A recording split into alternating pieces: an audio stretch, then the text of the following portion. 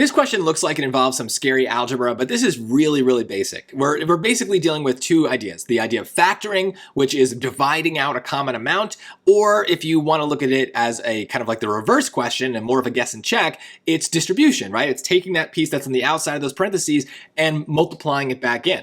Now, distribution is an easier idea. That's something you learn first. Factoring is the opposite, but it's a little bit more confusing because, just division is more confusing than multiplication.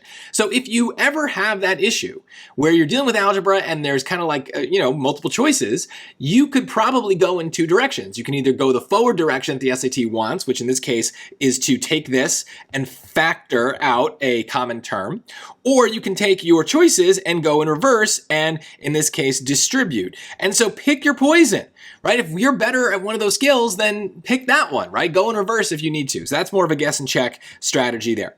But regardless, you need to be able to get this question right. So the factoring method is just to see that the biggest number that goes into all of these things is x to the third, right? Because that's the smallest x. There's no coefficient, right? 5, 6, 8. These are not all factors of each other. So there's no way to kind of simplify those. But each of those terms is divisible by x to the third. And when you divide them out, you're basically saying, well, how many x's would be left over? So in the case of the 5x to the fifth, we would have 5x squared. And remember, you can test that by multiplying it back together and kind of asking what's going to happen. And remember, when you multiply things with exponents, you add the exponents, okay? So 3 plus 2 is where that 5 comes from. Then we can do the same thing with the 6, and that's going to leave us with 6x to the first. We won't write the 1, but it's there, right? So again, 6x times x to the third would be 6x to the fourth. And yes, it is negative. That stays. And then when we take the x to the third out of the 8, that just leaves us with 8, right? The x to the third goes away. So again, we could FOIL this back out or distribute this back out and double check, but we shouldn't need to. This is going to give us choice B. Now, there are other ways to do this. We could arithmetize here, but it's not very nice because something like 0 isn't really going to help us out. We could try something like 1, or we could plug this into Desmos, but let me just see what happens with x equals 1. I don't think it's a good way to do it, but one of the reasons that 1 is not such a bad number here is that, remember, 1 to any exponent is just 1, right? So 1 squared is 1. 1 to the fourth is 1. 1 to the fifth is 1. So basically, when we plug 1 in, it eliminates those x's, and it just leaves us with the coefficients, right? So in the case of 5x to the fifth minus 6x to the fourth, plus 8x to the third, it's kind of like these terms don't exist, right? They're not 0, they're 1, but basically for the purposes of kind of figuring things out, 5 minus 6 plus 8, so 5 minus 6 is -1, -1 plus 8 is 7. So that would be the magic number we're looking for. I don't know how much good that's going to do us with the choices, though. Let's take a look. This would be 1 to the fourth, which is 1, times 5 minus 6, which is -1. So this would be just -1. So that's wrong.